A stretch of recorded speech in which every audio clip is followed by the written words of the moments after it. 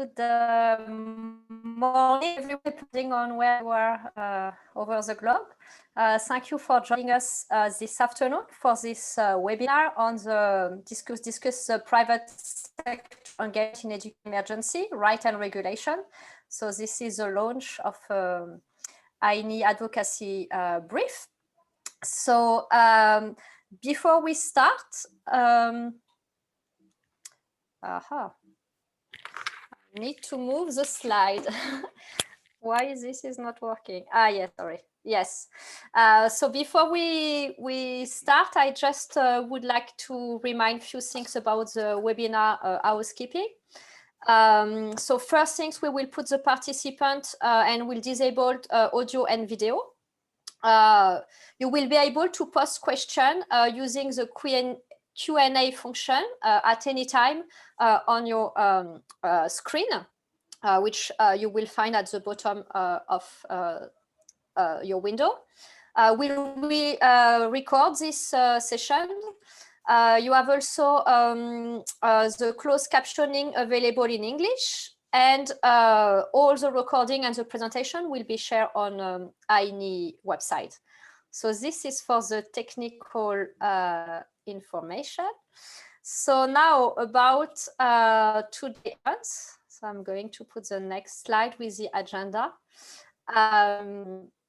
So just a brief presentation. I'm Delphine Dorsey. I'm the director of the Right to Education initiative, and I'm speaking today on behalf of the Advocacy Working Group of INEE.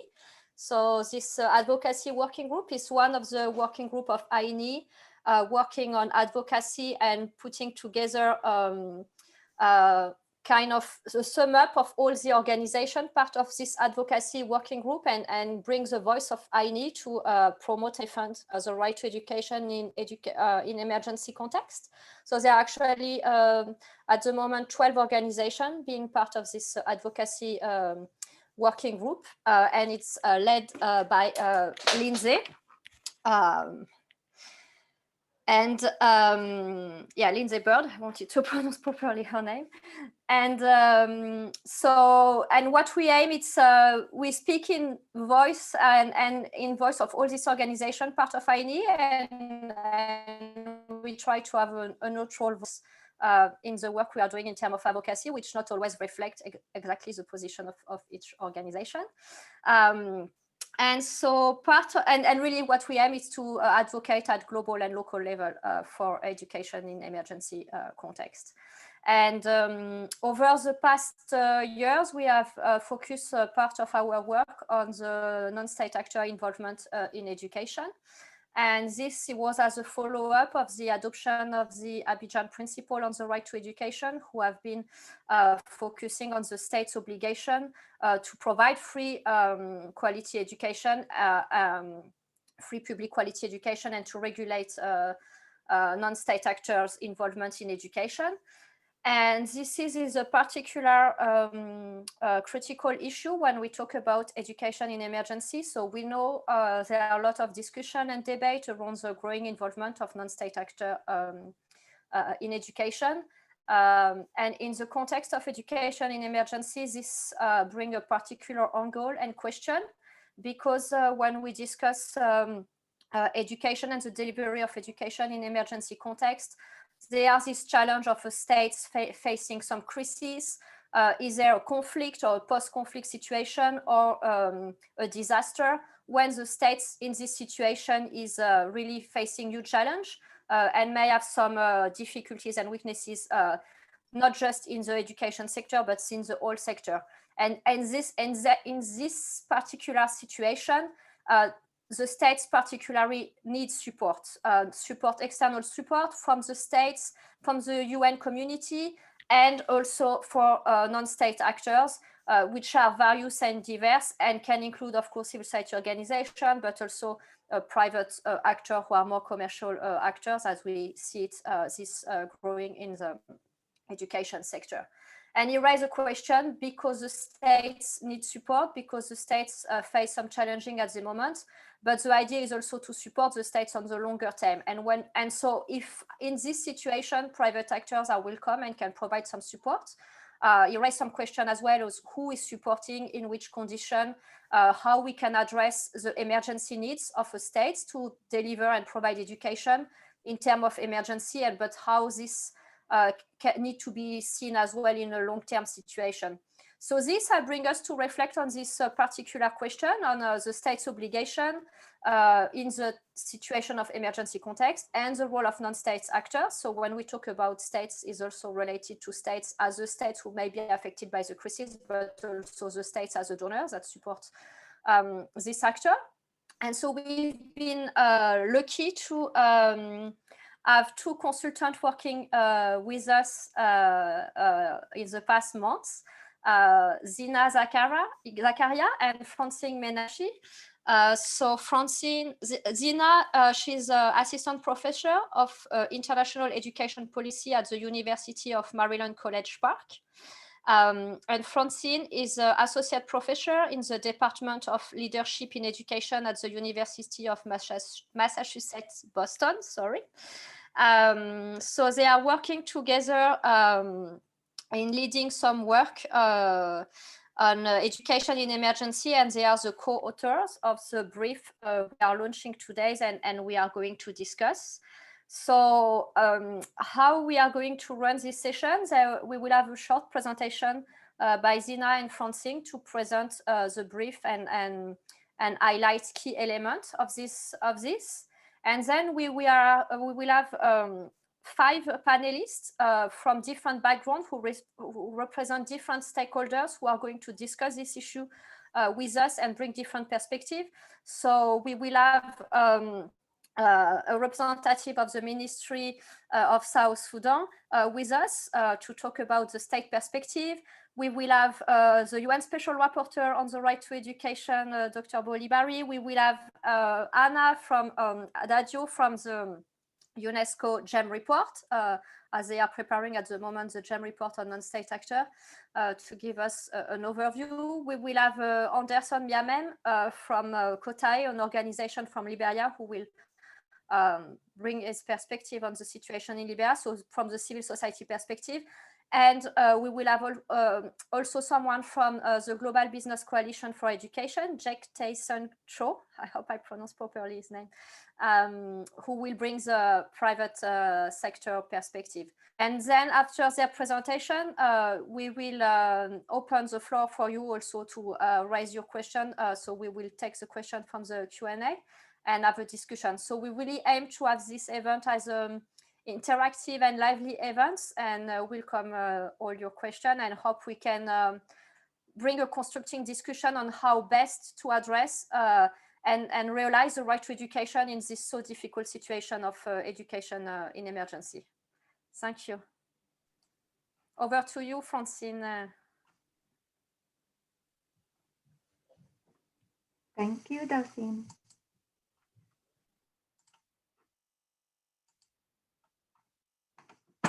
So good morning, good afternoon, good evening, everyone. Thank you to INEE, and in particular the Advocacy Working Group for inviting us here to present this advocacy brief, and to all of you for joining us today.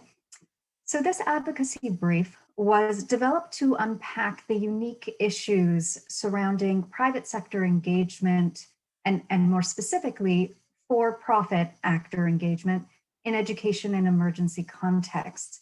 Although debates around private engagement are long-standing, as I'm sure many of you know, in education advocacy circles, as we'll discuss, the current moment has really brought the potential roles of private actors in education to the forefront. As most of you know, INEE supports every young person's right to education and recognizes the state as the primary duty bearer of schooling. At the same time, INEE acknowledges the growing role of private actors in education and seeks to ensure that private sector engagement upholds equity, quality, and rights in education. So we developed this brief recognizing, of course, that the role of the private sector in education and emergencies can be very complex. The unique interplay between for-profit actors and education in emergencies elicits particular tensions between the urgent needs that might be met more efficiently by the private sector on the one hand, and the rights-based concerns about ensuring equity and access and preventing exploitation on the other. For example, as the world grapples with the impact of COVID-19, the private sector has taken on a very prominent role in enabling virtual schooling and supplying educational technology. Yet at the same time, we've seen exacerbated inequities around the world when it comes to virtual learning. So this critical moment, therefore, spurs the need for a clearer understanding of issues relating to the engagement of for-profit actors in education in times of crisis. To frame the issues that we discuss in the brief, we look to global conventions and international humanitarian law, rights-based development frameworks such as SDG 4, and guiding principles on education in emergency contexts, such as the INEE minimum standards. As well, the Abidjan principles clarify the human rights obligations of governments to provide public education and regulate private actors' involvement in education.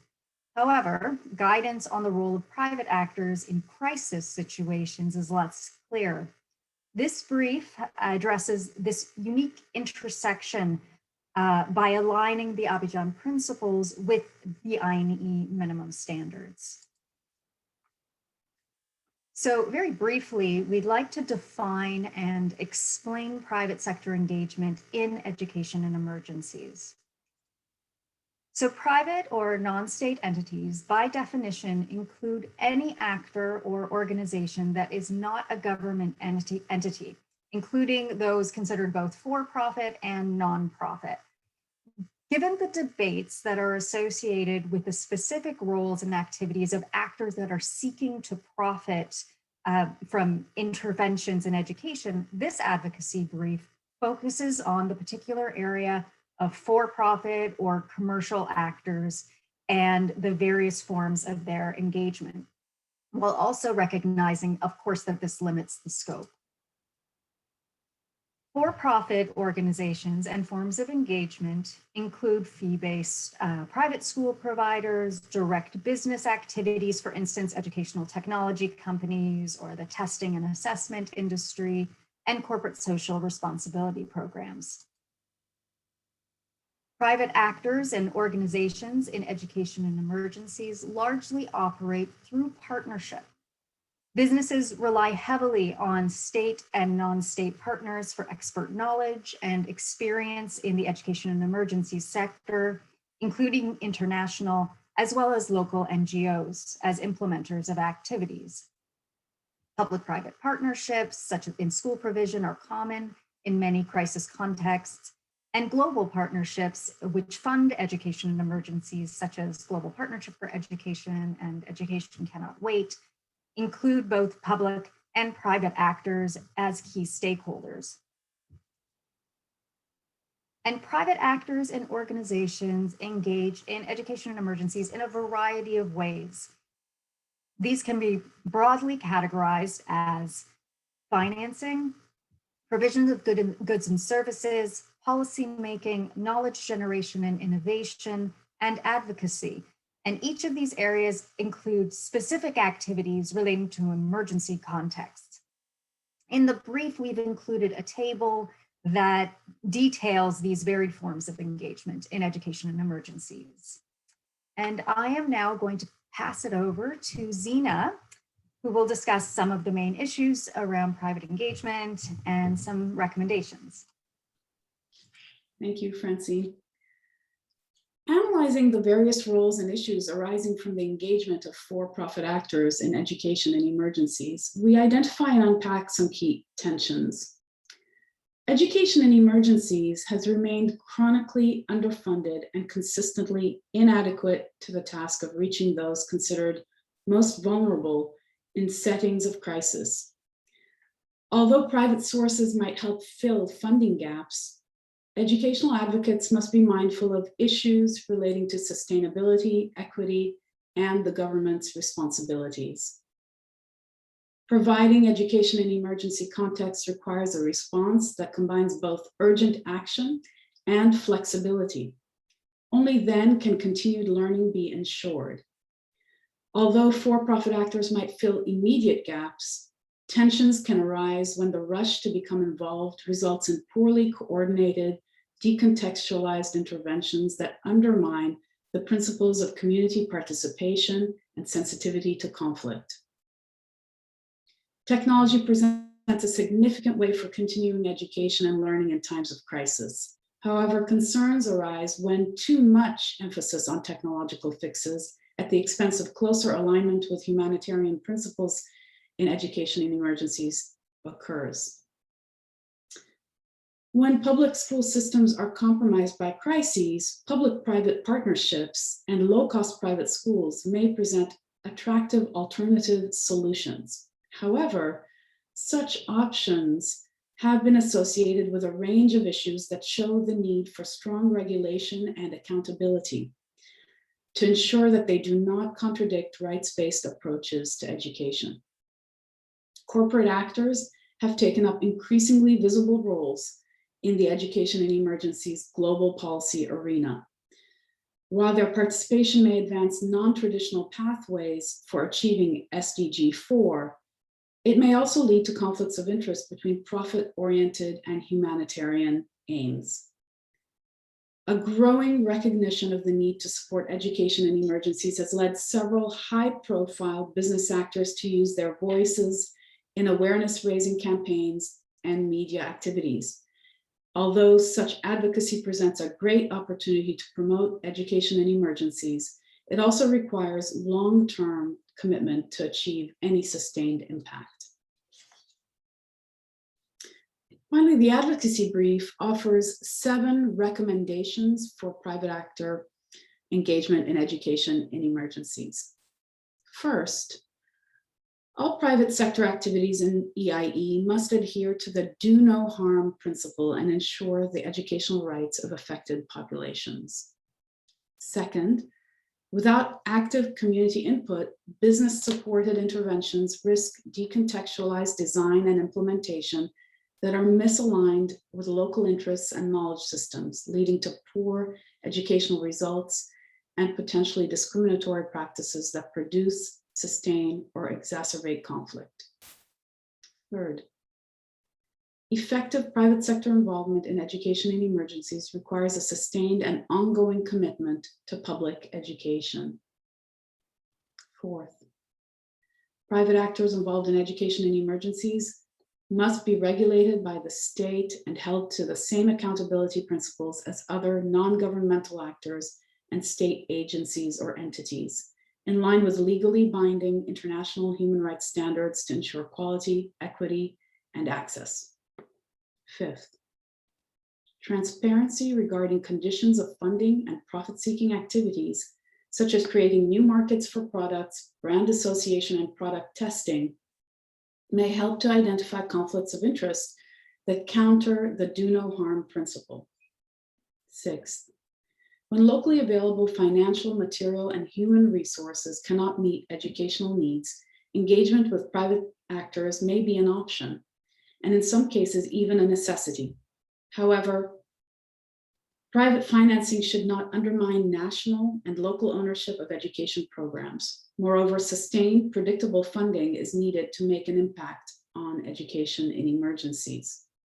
And finally, given the unique tensions arising from private participation in education in emergencies, an addendum to the Abidjan Principles that directly addresses this issue would help to clarify expectations for government responses. Thank you.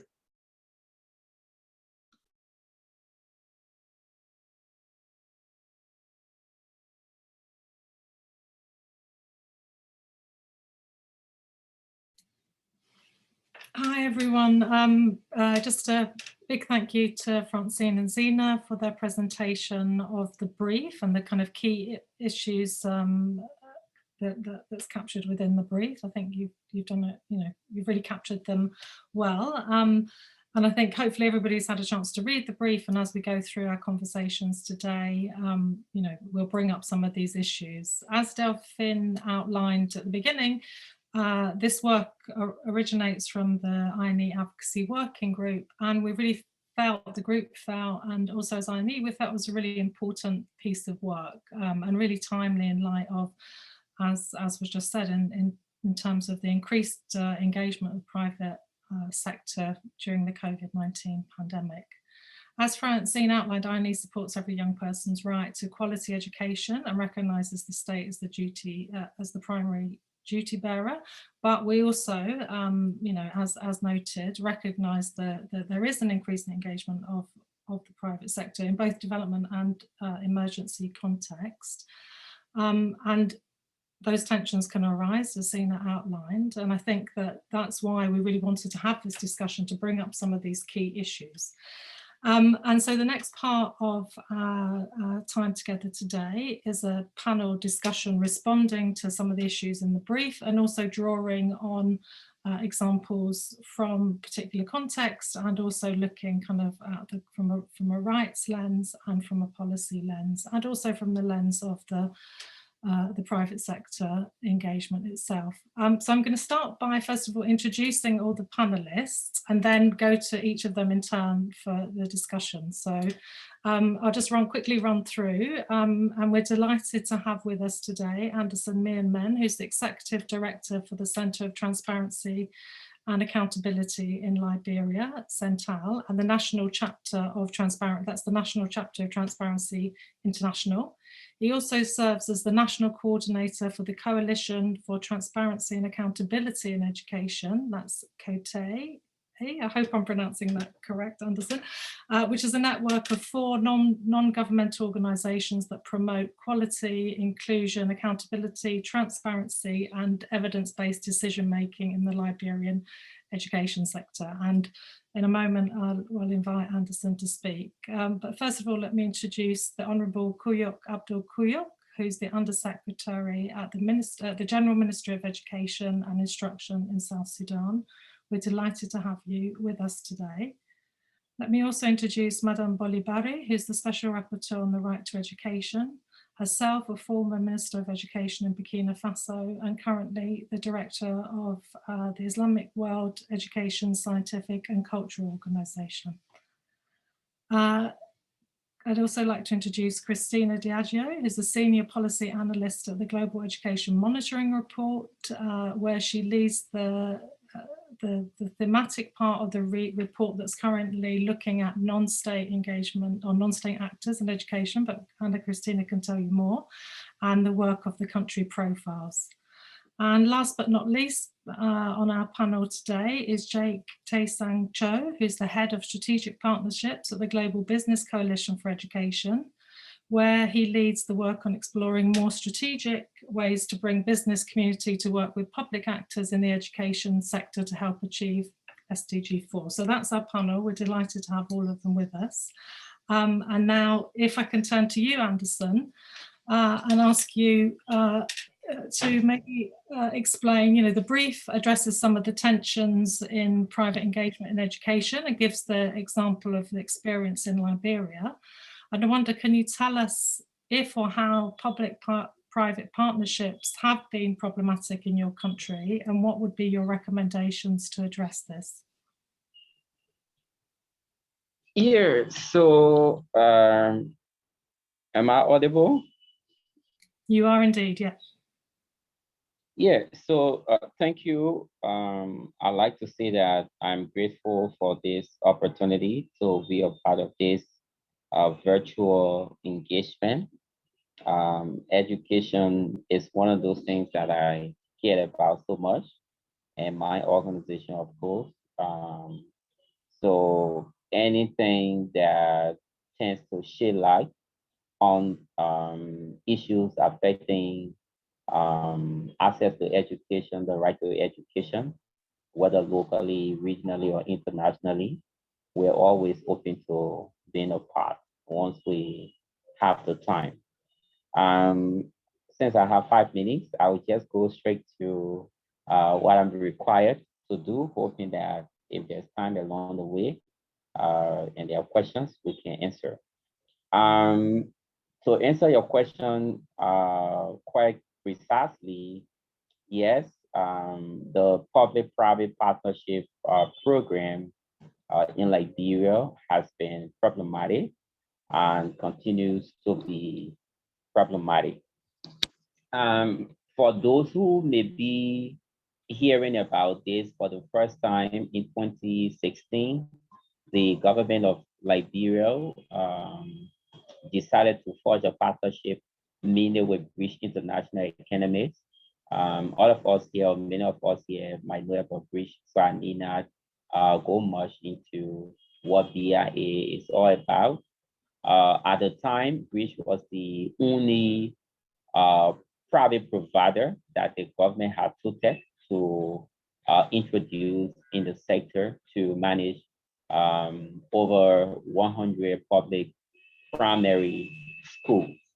When we engaged with the process, civil society, other stakeholders in education, the government opened the process up, but it's very clear that the intention was basically to create a scene or the picture that the process was participatory, inclusive for other providers, but the attention was merely to BIA or British International Economy.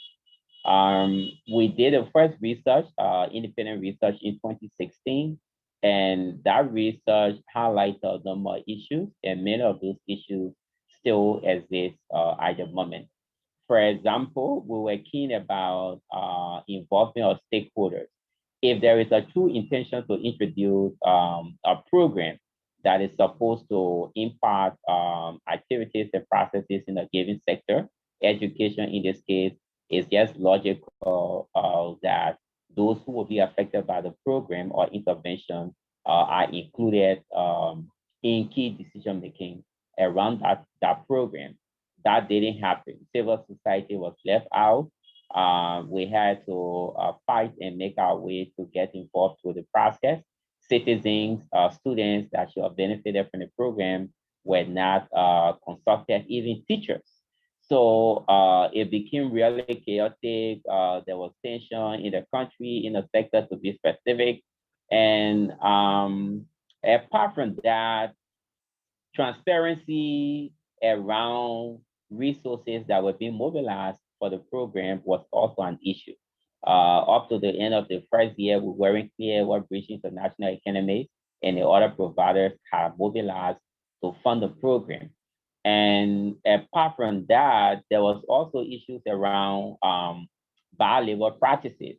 So because of the nature of what British International Economy was doing, because of the tablets they were using to teach, in the need of digital learning or education, those they recruited to teach in the schools that were given to them did not meet, a lot of them did not meet the minimum requirement. If you have to be a teacher in Liberia, there are categories. You have to have a minimum C certificate to teach. But many of the people that Bridge recruited at the time did not meet the requirement, and they were also not providing them anything substantive in terms of salaries and benefits. So I'm saying all of this to indicate or give reason or some of the reasons why there has been tension in the sector. And the PPP program, what is now known as the Liberia Education Advancement Program. Back then, it was Partnership School for Liberia. It was renamed when the new government took over. So we have now Liberia Educational Advancement Program. Sustainability concerns we raised at the time, it still remains. And I think one of the major issues at the time was denial of access to education of students, that some students that were in schools that were awarded to British International Economy. So when they were giving the public schools that they managed in year one, even beyond, they introduced a class cap.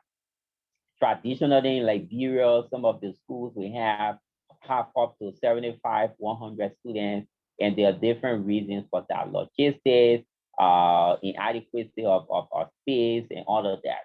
But when Bridge took over, apparently because of the need to reduce the number so that they have relatively small number of students to deal with, and of course, get undue advantage, which will have translated into better performance. That has not been the case, of course, but a lot of students were thrown out of the schools that were awarded them. That, of course, violated their right to education or their rights to education. So these are some of the issues that have attended the public-private partnership program in Liberia. What has been known as attempt by the government to commercialize education, especially public education. So not really much has changed when it comes to many of the issues or all of the issues that were identified in 2016. It's been like 5 years since the program was initiated, and what we have thought that will happen or what the proponents of the program thought would have happened hasn't really happened. What we have seen has been more of a tension. British International Academies, even though it's not the only provider of a private provider or implementer of the LEAP program or the contractor under the LEAP program, but they are the leading provider, the leading partner. And they've been in the media for the most part for all the bad reasons. During the COVID-19 period, they had to lay off staff, they reduced the salaries of some staff. The news came up about recruitment of unqualified individuals. So the point here is because of the way the program is designed and the leverage that the government has given them, they practically do anything. Even though there have been attempts to get them to conform to or live or play by the rules, but some of the things they do are still outside of what is required for the normal public schools we have in the country. So yeah, these are what have accompanied the public-private partnership program in education in Liberia. I can stop here, or I'd like to stop here. If there are questions along the way, we can take them. But the central point, just to end, is that there's been denial of access to education for some of the students that were in schools awarded to British International Academies, and transparency and accountability around the resources that they've been receiving for the program has also been an issue. Thank you. Thank you, Anderson. I think that was really, really interesting, but also really concerning, you know, some of the things you outlined. And obviously, I'm not going to go back over them, but I think that, you know, one of the things you said right at the beginning really struck me, because as we said in the brief, you know, we really, for INEE, the INEE minimum standards for education are really key. And in terms of community participation, it sounds as though from what you're saying that this was, you know, there was a kind of tokenistic accountability, but there was no real involvement in the community and the beneficiaries of those that were, you know, in terms of decision making. And I think, you know, the other 2 points that really stood out to me when you said, you know, that some children had been pushed out of school by Bridge to make the outcomes seem better, and that also teachers were undermined. And I'm sure these are things that we're going to come back to with the questions. But thank you very much. And maybe now I can turn to the Honourable Kuyok, Abdul Kuyok, Undersecretary, and maybe ask you, Undersecretary, a question now, building on what Anderson has said and the challenges that, you know, probably pushed the Liberian government to consider this, asking you in South Sudan, what are the particular challenges your government has faced in implementing the right to education, and how have private actors been engaged in South Sudan's education systems, and how are they regulated? So Honourable Kuyok, if I could invite you to speak now.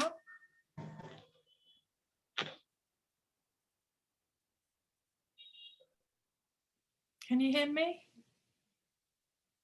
Honourable Kuyok, are you there? Okay, Hello. can you hear me? Yeah, can you hear me? Now. Perfect, thanks excellent, very much. Excellent, yeah, yes, thank you. I'm honored and delighted to be a part of this launch of Interagency Network for Education in Emergencies. These are very pertinent question, I think, to us. And on the issue of right to education in South Sudan, I think before I respond to the issue, to this question, I would like to provide some brief background, but necessary one. South Sudan, as you may all know, attained its independence in 2011 after a long civil war. Currently, we are recovering from another 6-year conflict. Furthermore, the sudden outbreak of COVID-19 pandemic and the recurrent floods in some parts of the country exacerbated the humanitarian crisis in South Sudan. Moreover, in order to adhere to COVID-19 preventive measures, we had to close schools down in March 2020. Consequently, the closure of schools has added to the already 2.8 million children out of school. And these 2.8 million children are predominantly kids in the rural areas, and they are female, they are girls. And this is because education in South Sudan, as you all know, started as education started for boys and in the towns. So the girls' education lags behind that. Now, education as a right, this is very important. Notwithstanding the enforcing mechanism, constitutionally, education in South Sudan is free and compulsory to all school-age children. So that is important. In light of this, the president declared education as a fundamental right and a lifelong service. That was like 7-8 years ago. This was partly a recognition of the fact that of the 2 decades of civil war that interrupted education. And because of that, you have a complete generation of young people that have not benefited from the schools. Thus, you have a generation of people that miss education with some, therefore, with some partners, the government introduced accelerated and alternative education programs to improve access to education and encourage some of these learners to enroll in schools. The outcome of these efforts has been promising and encouraging. Now, when you come to the private sector, you'll find that private sector in education constitutes a very important pillar of schooling in South Sudan. Almost a quarter of the schools in South Sudan are private schools. It's some 1,700 of them. So these are private or community schools. They are mainly faith-based schools, as I said, predominantly Christian schools, because this goes back to the legacy of education when we had missionary schools in the beginning, that were established at the beginning of the 20th century. Private sector schools support education in 2 fundamental ways. First, the private and community schools help us to dent the huge size of the out of the school children, I told you, the 2.8 million kids. And secondly, they also help us to provide quality education. South Sudan has a huge problem of qualified teachers, especially teachers in science and maths. But if you go to the private schools, you find that most of the teachers are qualified. So that makes them very popular, particularly among the growing middle class. Private schools are regulated through the national and subnational governance structures. There are states and counties. We have 13 states and 3 administrative areas in South Sudan, and 76 counties. The main function of the National Ministry of Education is only to set the standards, policies, and regulations, such as designing national curriculum, printing of textbooks, and training of teachers. So the actual delivery of education is a primary responsibility of the states and counties. So the National Ministry of Education conducts the registration of private schools for 5 years, and the states license them annually through regular inspections and visits. So I want to pause here, and maybe if there are questions later, I may respond. Thank you.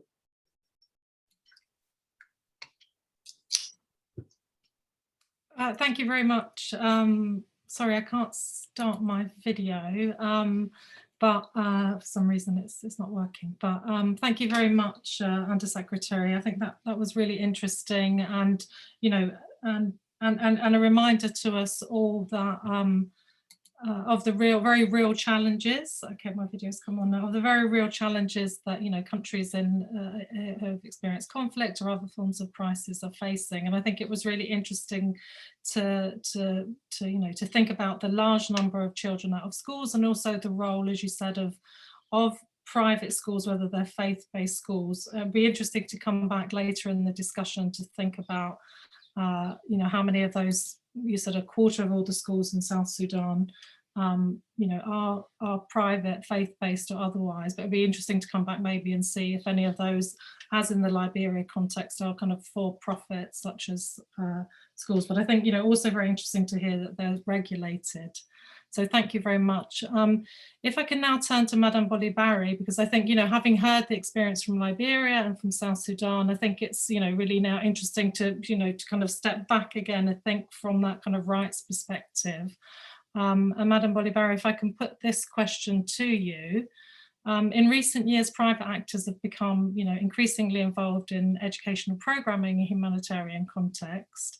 And as we heard from Francine and Zeena, this can produce tensions, and also as we heard from Anderson and the Undersecretary, this can produce tensions. And so how can the Abidjan principles be used to address the issue of private engagement in education and emergency contexts? And what would be your recommendations to states? Madame Boly, if I can pass over to you. Thank you. Thank you, Kate. Hello. Please go ahead. Please go ahead. You heard me? Excellent. Thank you so much. Good morning, everybody. And I have 3 messages to share with you. The first message, really, I'm happy to be involved in this process, and I want to say my gratitude and also my recognition to INEE, but also to the Right to Education initiative led by Delphine Dossi. I think sometimes we just forget when we are talking about the development, and also how we achieve some area. Sometimes we just forget that there are people behind those areas. And I want really to say my congratulations to your organization, but people who are working inside. Because sometimes when we got some result, it's also from those people with the engagement and with the motivation and with the values. And this, I want really to highlight that, because the Abidjan principles is really a commitment. It's come from experts, it's come from people who are in the policy level, like the Minister of Education of Cote d'Ivoire, but she just committed. That's why she already involved herself in this process, and many researchers from worldwide. And for me, this is very, very important to see how INEE and also the Right to Education initiative are really working together. That means the partnership, the collaboration between partners to join efforts to be sure that they are building in the best way. This is the first message really I wanted to highlight. The second message I want to say, it is also how, what does that mean for a United Nations, the Abidjan principles. For us, it's really very important to say that this is really a reference for UN. As a special rapporteur, how I work with this. The first thing I have done is a report for the General Assembly to be sure that all the representatives of the countries are able to understand what does that mean, the Abidjan principles. Because it is very important to respect the human rights and also the right to education in this process. And Abidjan principles are really key for that. And for me, the second thing I have really done is also to make a report for the Human Rights Council and to be sure that we have a resolution on the right to education.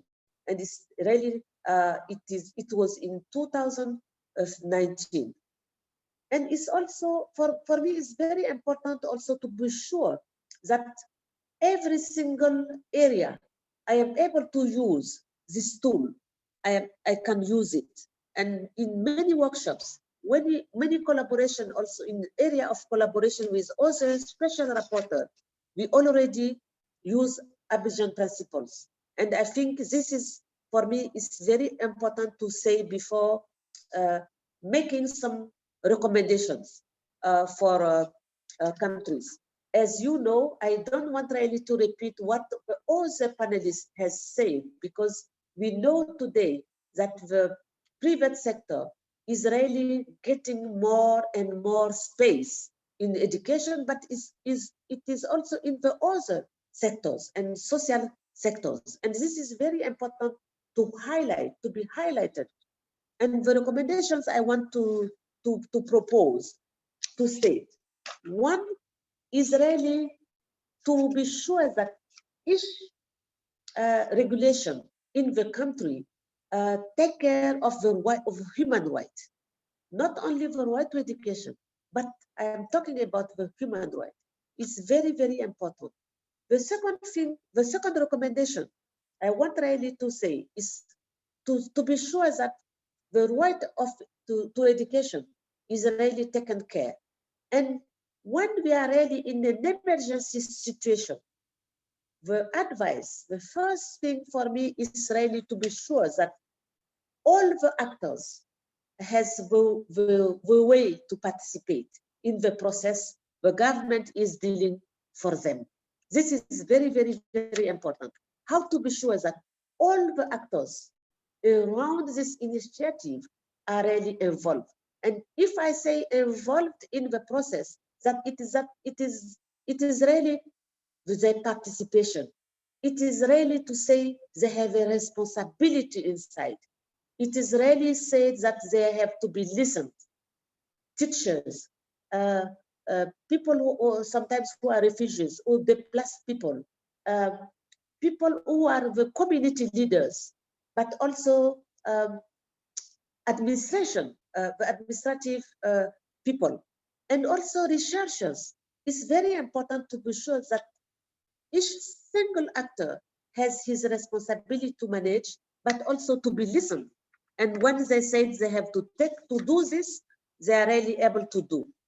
The third recommendation I want to make for the state, it is to be sure that also they have really a budget, but a special budget. But because if you are really in an emergency situation, you have to build first a mechanism, and that means to be sure that you have a mechanism, but it is in a high level situation.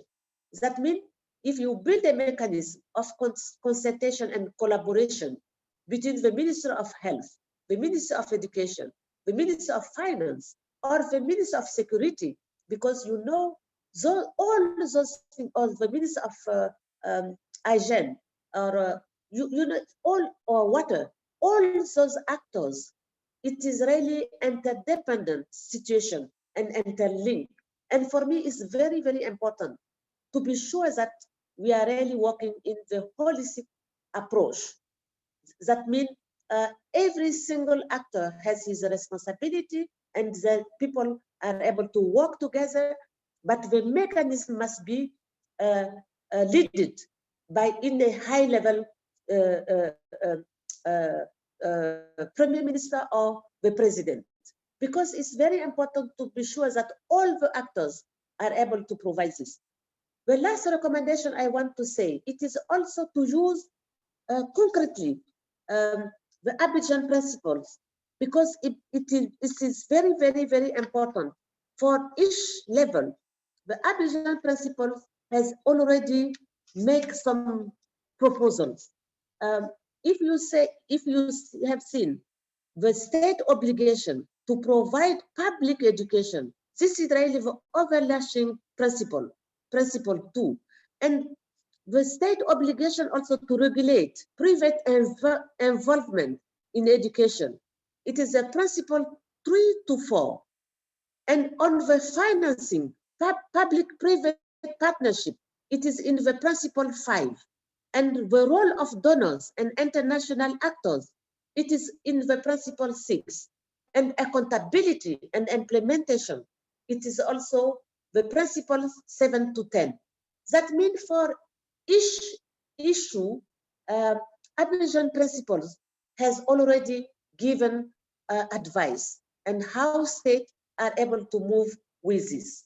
I think also to be sure that at the end, the countries are able to deliver, it is really to have action research. It's very important to involve the universities, to involve researchers, to highlight and to give them good information, and it can help them to take good decisions, because sometimes the initiatives, when they are taken in an emergency context, the problem is not only to have urgent action and continuity.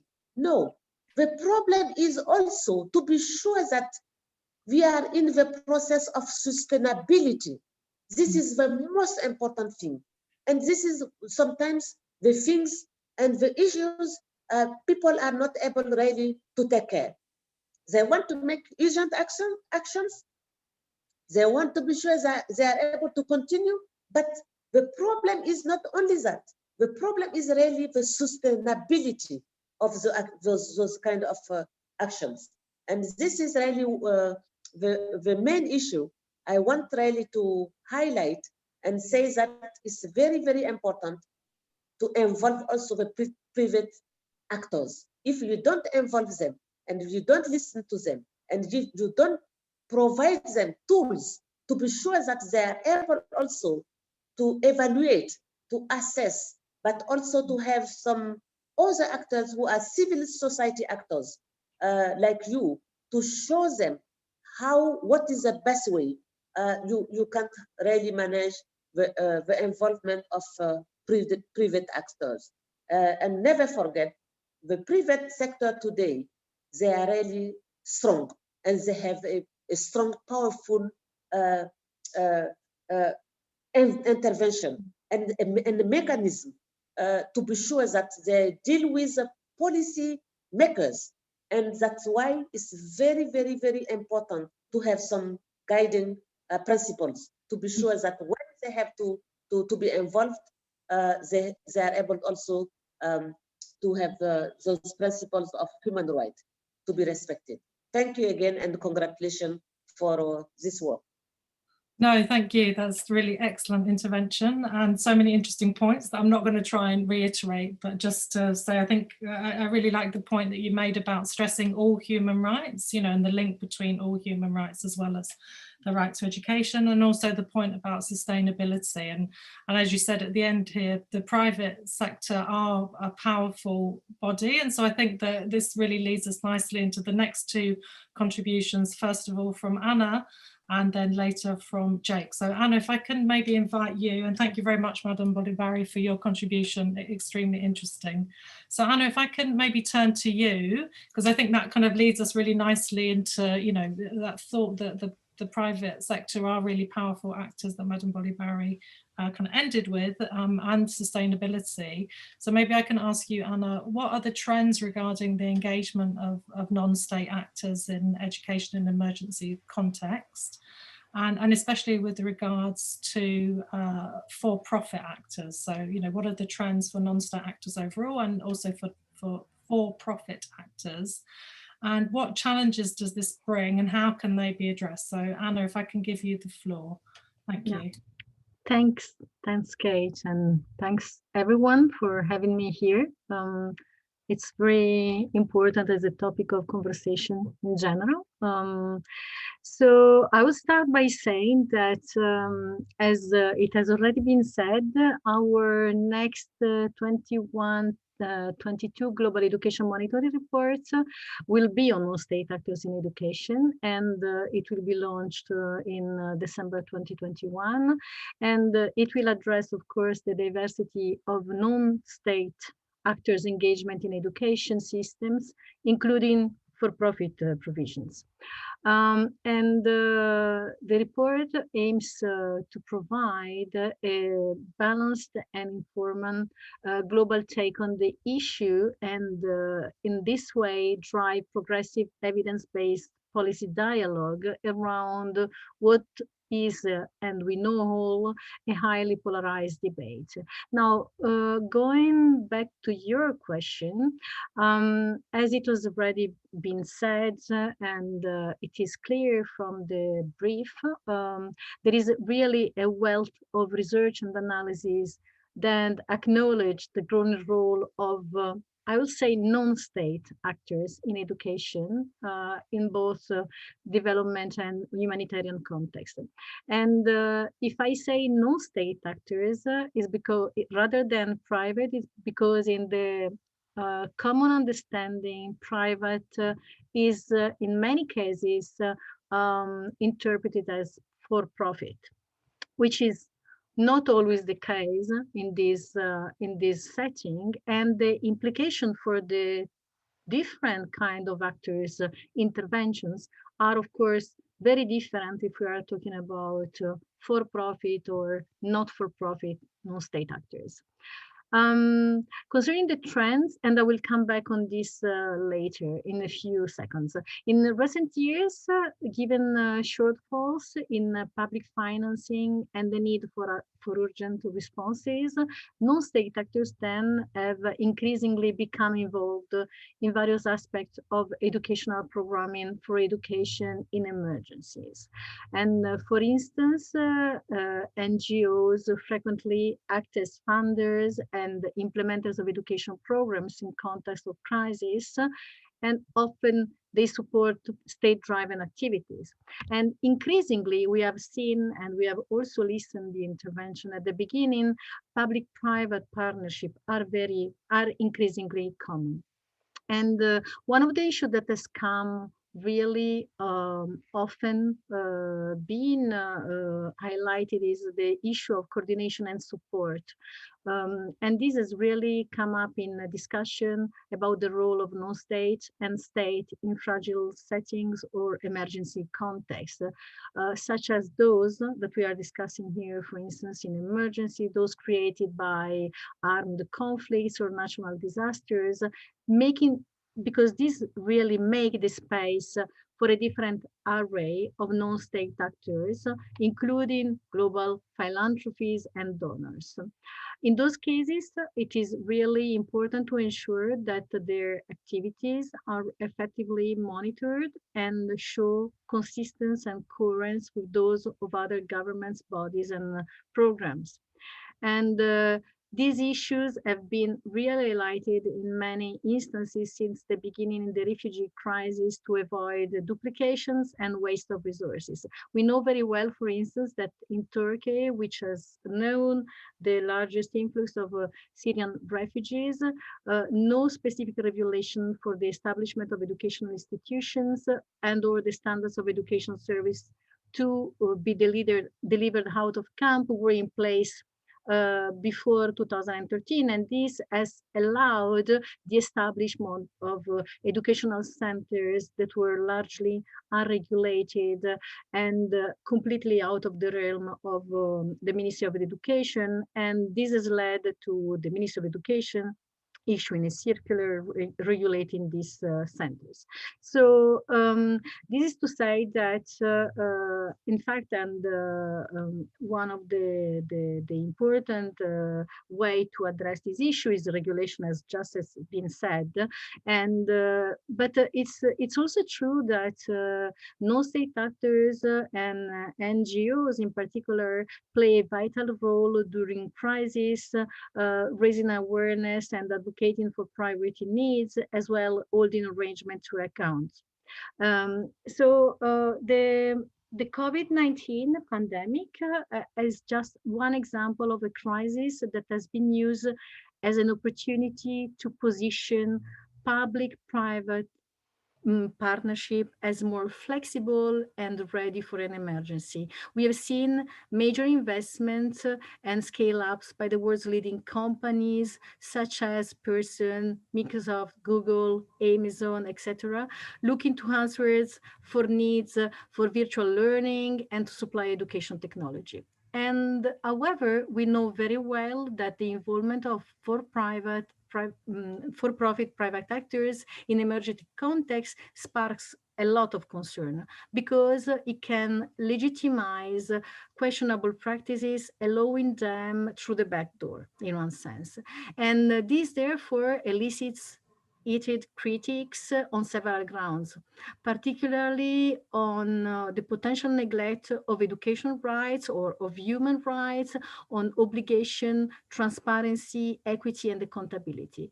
In the context of COVID-19, while distance learning has been a critical stopgap, and we all know that, and we have never seen that before, academics and civil society organizations have raised a lot of questions and equity concerns related to their involvement.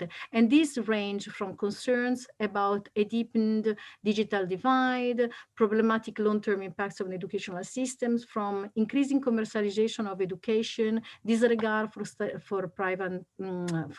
student privacy, failing to pay teachers' salaries, and exploitative practices through which businesses aim to profit from this global crisis. So these particular challenges around the role of non-state actors in crisis affected and fragile states include equity and sustainability and regulation and transparency. Concerning equity, very briefly, and I will conclude, despite undeniable urgent educational needs in time of crisis, a commitment to ensuring equity and inclusion must be prioritized. And this really need to be one of the core aims of regulation, to prevent selective admission procedures, assign priority criteria, forbid add-on fees, cap fees, and reserve seats for groups at risk of exclusion. But also sustainability through financing. It's really important to address the financing gap and to address it. And finally, as it has already been said, and I need to highlight that, the regulation, private actors involved in education in emergency must be held to the same accountability principle as other non-governmental actors and state entities. And one thing that we are producing is, in addition to the global report, is another edition of the peer, the country profiles, that will focus on regulation and provision of non-state actors in education. Thanks a lot. Thanks so much, Anna. I think it's so much information and really interesting to hear about the trends, and just, really interesting to hear also about like the impact of COVID and the digital divide and such like.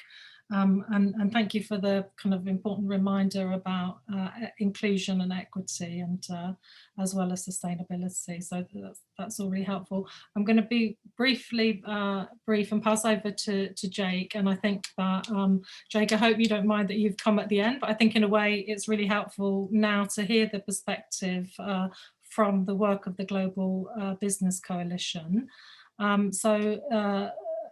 The Global Business Coalition for Education's REACT platform is designed to mobilise and support corporate involvement in educational emergencies. And Jake, I wonder if you could tell us a bit more about the role of the members of the Global Business or the Business Coalition, or those that are party to the REACT platform, and how do they ensure that their involvement doesn't undermine equity and inclusion in education or undermine humanitarian principles. So I think it follows on very nicely from what Anna ended on. So if I could hand over to you, Jake, and then after that we'll go to a wider Q&A. Thanks, everyone. Thanks, Jake. Yeah, certainly, and thank you, Kate. And I'd like to just start off by thanking INEE for the opportunity to take part in this important discussion.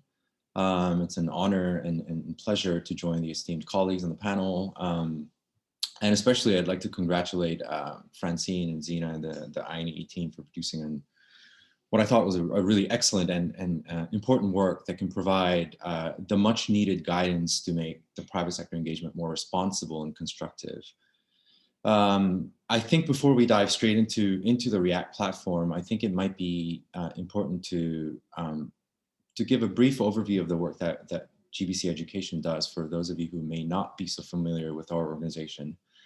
So Global Business Coalition for Education is a nonprofit organization with the mission of mobilizing the business community to end what we call the global education crisis. But basically our mission is to help support the achievement of the Sustainable Development Goal number 4 by facilitating partnerships between the business community and the various public actors, and by channeling various assets, resources, expertise, really a diverse array of what the business sector can bring to the table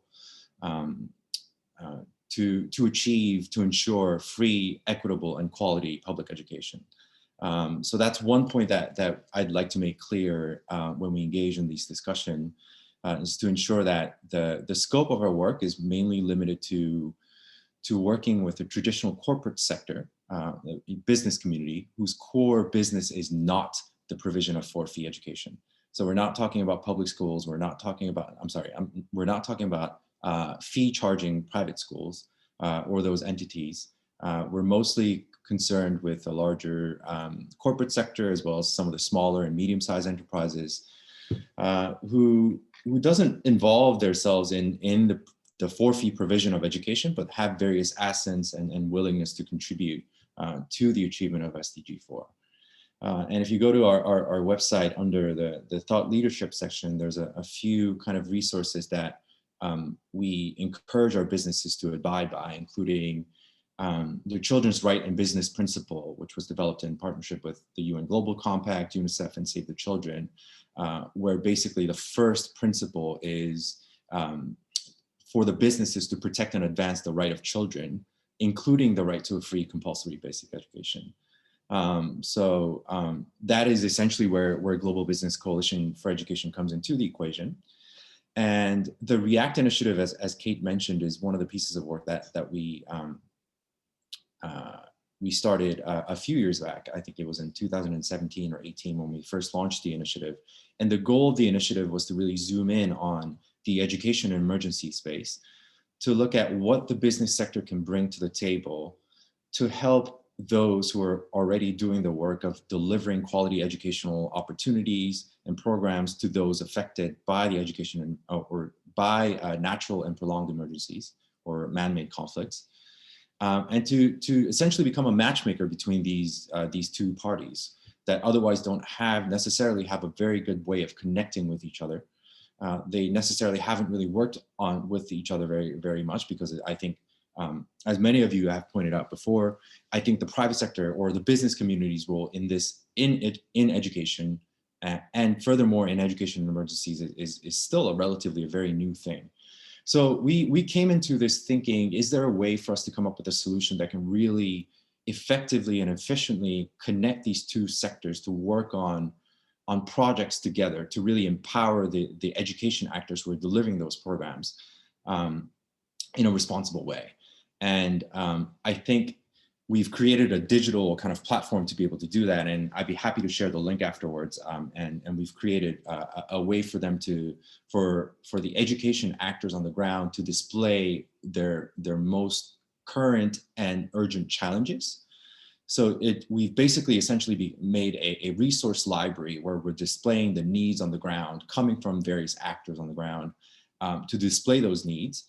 And businesses have the ability to browse those needs to see, I can actually, with what I have available and as a business, I can contribute to this specific need, right? So the focus was to really go to the ground and listen to and focus our request to the business around the exact needs that the education actors have provided themselves. That way, the concerns about the importance of abiding by the principles and the programmatic integrity of what is needed on the ground is preserved and is not kind of infringed upon by these ready-made solutions that the businesses are trying to trying to deploy for various incentives.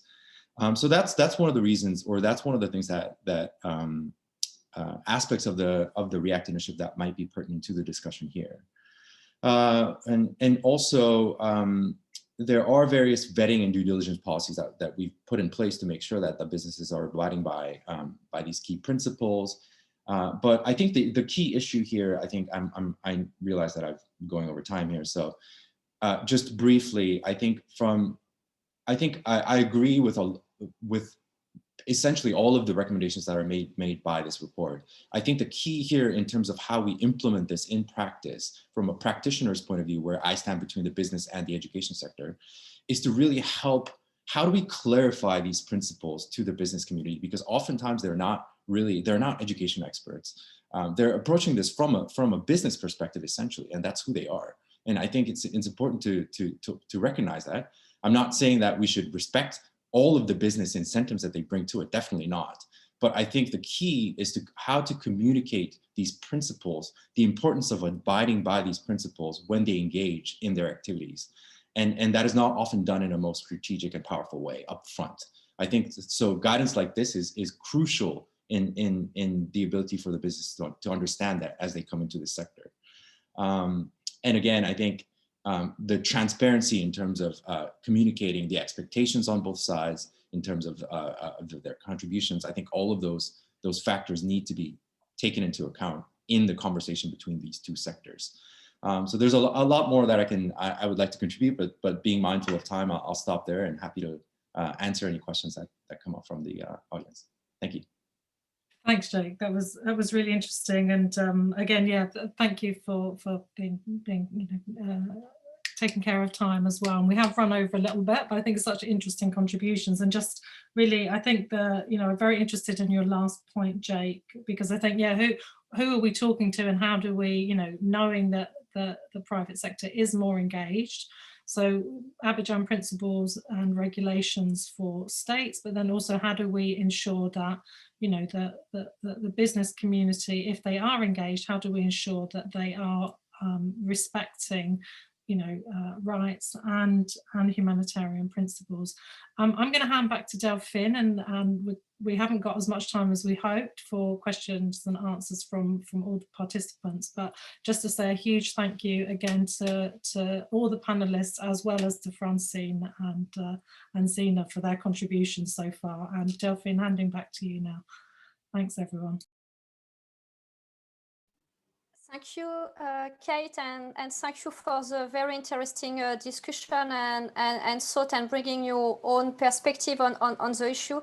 I think this is how we can move this discussion forward and realize the right to education, which is what we aim to do. And thanks for the open discussion, I think is what we were aimed to do today as well. We have some questions, and because we have limited time, my suggestion is to highlight this question to all of you, and maybe each of the panelists can bring some answer on that. And if other questions come up, I say that to all the participants. If you have still some question, please bring it, and we will respond as much as we can in this limited time. And I agree with Kate, this would need more discussion on this topic, and we will continue having that. So there are initially two questions for the representatives of the Ministry of South Sudan, but unfortunately he had to leave. So I hope we can get some answer later, but I'm going to skip this question because they are really directed to especially the law and regulation in South Sudan. But there are different questions that I'm going to raise them, and different panelists I think can answer it.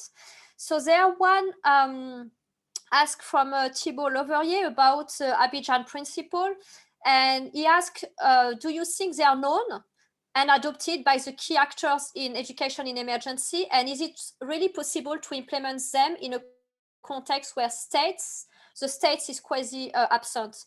So this would have been super interesting for the Ministry of Education as well, but maybe I will probably direct this question to Madame Boly, and maybe Zeena, Francine, you have also some suggestion, even Anna on that. There are also a question about positive example on public-private partnership. So maybe, especially in education emergencies, of course. So I would probably direct that to Francine and Zeena, and I thought maybe Anna, you have some example in mind, drafting the report at the moment. We have also a question from Peter Illassen, who is asking about the Abidjan principle, actually, because in the advocacy brief, Francine and Zeena recommend to develop specific guidance on private participation in education emergency and how to impact the Abidjan principle. So he's asking how this will look in practice, and pointing out like it's hard for Ministry of Education and national civil society organization to oppose some of these global for-profit giants, as he said, and their powerful management consulting enablers, who he said like don't always care about quality and children's rights, and what type of support can the education in emergency global community offer on a more running basis, like technical or legal advice, advocacy, financial, and what will INEE and its partner can do to support that, and as he said, in a more long-term sustainable vision, as mentioned by Madame Boly. So I think Zeena and Francine, you providing some answer in the chat on this question. Just to mention on this one, there are some plans to work more in developing and explaining better the Abidjan principle, and this link as well with what Jack say about how we can communicate better as well on the Abidjan principle to private actor and the business actor. But there may be some suggestion, and it's a pity again, like we don't have the representative of the Ministry of Education, because I think it would have been good to hear as well from him what do we think about how we can provide support and on this issue. But I'll raise this question to all the panelists. We have 10 minutes. I don't think there are any questions. So I don't know, maybe Francine and Zeena, would you like to start to provide some view on this question? And if you want to add anything, we'll take that as a closing round as well, because we just have 10 minutes maybe, except if there are other questions coming up. Well, I think we can speak to the question in particular around whether education actors and within education and emergencies know and the Abidjan principles, and whether or not they can be applied in contexts where there may be a failed state, for lack of a better term. I think this is why we proposed a recommendation to add an addendum or to make clarifications within the Abidjan principles, because they are so very much directed to the state.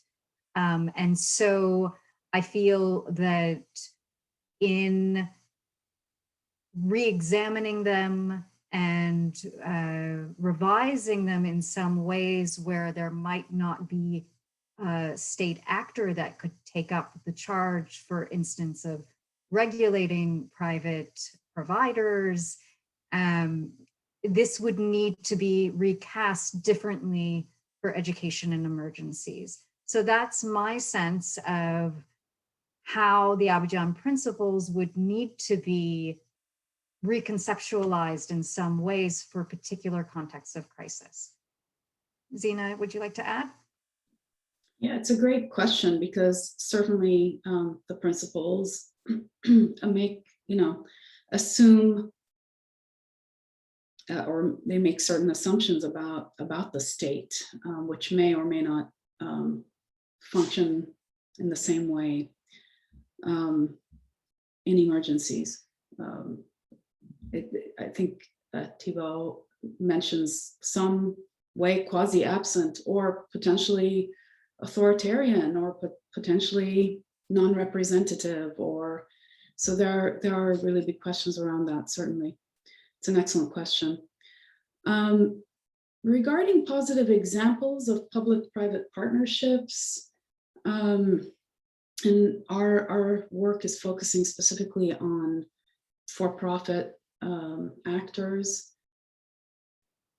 I think, we've seen some examples where business providers will support local organizations that are supporting education, where the local organization has particular needs and reaches out and is able to be served using their own self-defined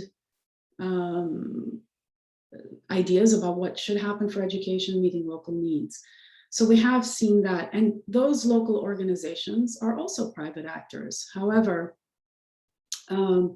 they're responding to a public education good, so it's sort of indirect. In other words, supporting children, for example, we've seen this in Lebanon, who are then prepared to enter the public system.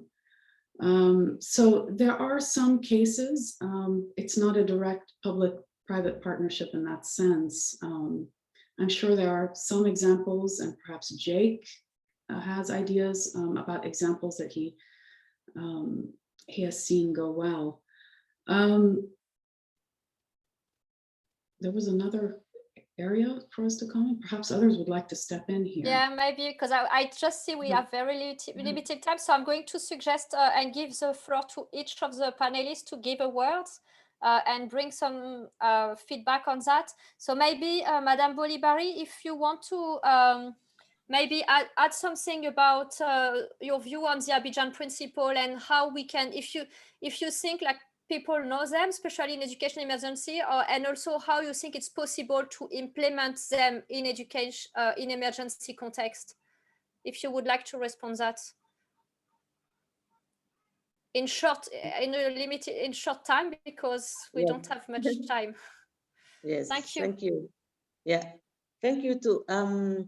I think really in emergency situation, the Abidjan principles are the key because the Abidjan principles is true for the assumption is to be sure that there is a state, and it is the first obligation is state obligations, and state has also to manage and to assess, to evaluate, and to monitor the other actors. But in the Abidjan principles, if you just see the role of donors and international actors, or if you see, this is principle 6, or if you see accountability and implementation, principle 7 to 10,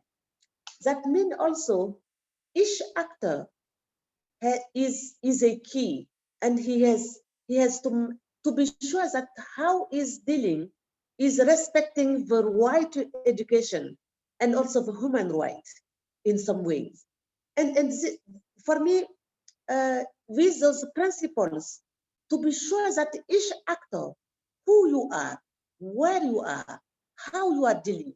If you want to deal with education, you have to respect the principle of human, the right to education.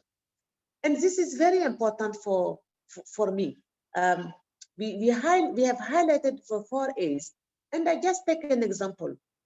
The global partnership, when they are dealing with the new strategy, we just use the Abidjan principles to tell them, please look at very well the Abidjan principles. In some ways, you are completely against the human right and the right to education. If you just use them, you can understand that your strategy is not built in the best way. And they agree. And this is an actor, okay? That just to say that GP is not a state, okay? But they're able to use Abidjan principles.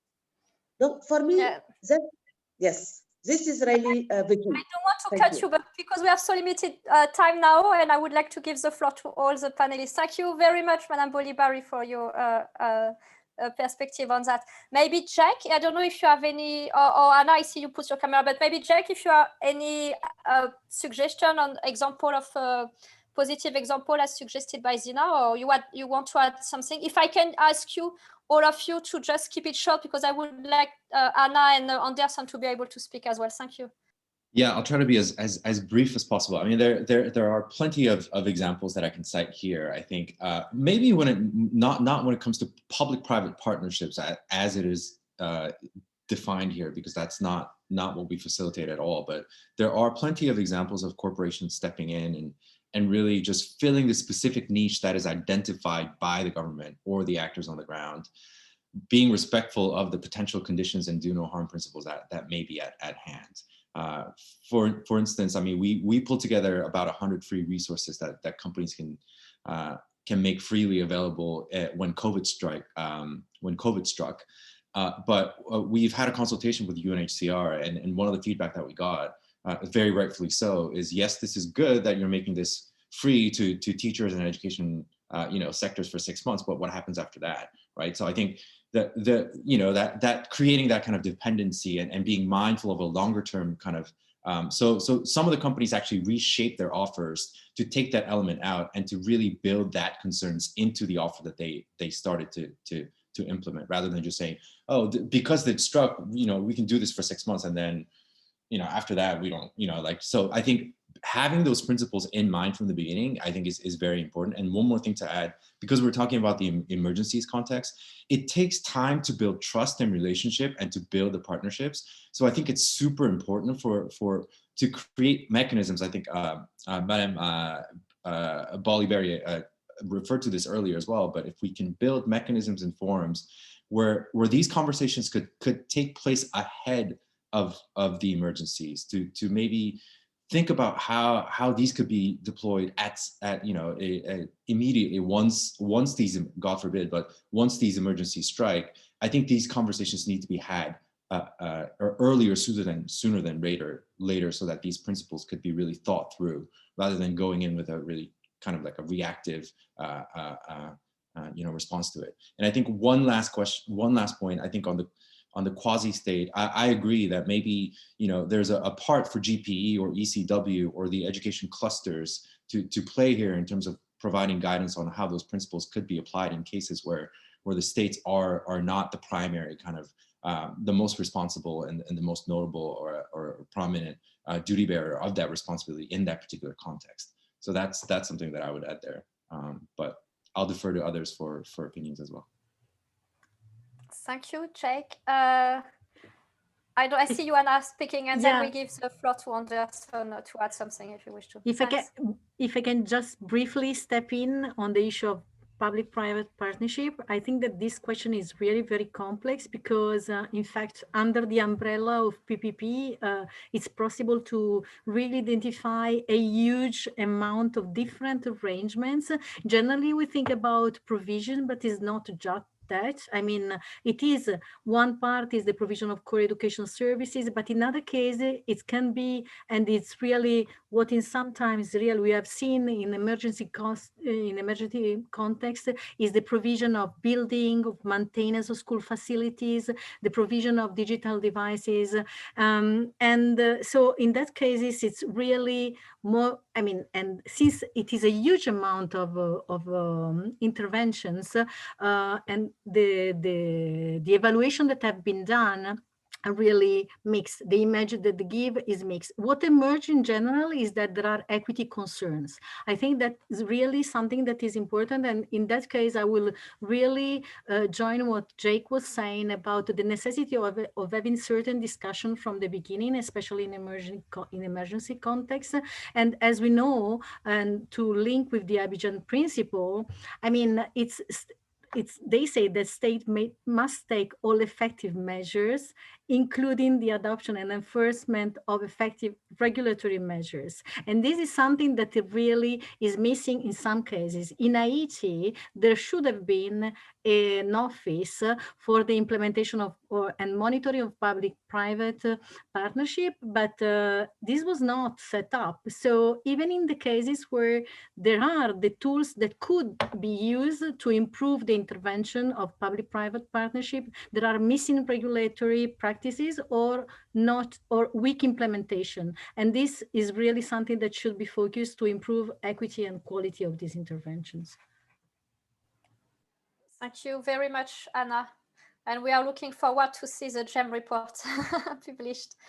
Anderson, to close, would you like to add something or comment before we close, based on the question, or something else you would like to add before we close? Anderson, and if you are here with us, can you put your camera as well? No, I think mine will, hello? We can hear you, Anderson. It's fine.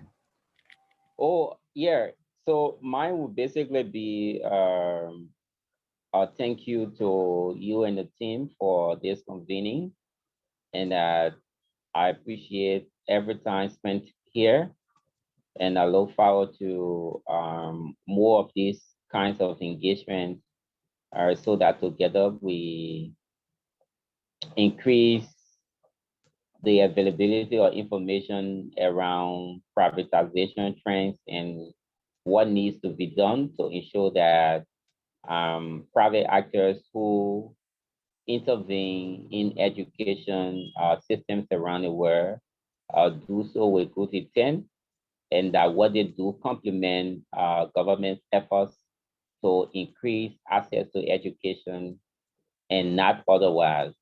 That's where the RPG principle comes in terms of managing government to honor its responsibility to fund public education or education, fulfill the right to education, and also scrupulously regulate what private actors do in education, whether fee charging actors or those that operate as non-governmental organizations or faith-based institutions.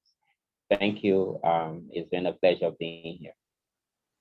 Thank you, Anderson, and thank you to all of you, the panelists, Francine and Zeena, for bringing this discussion in a debate. And we know there are more to discuss. I mean, education in emergency is a very complex situation.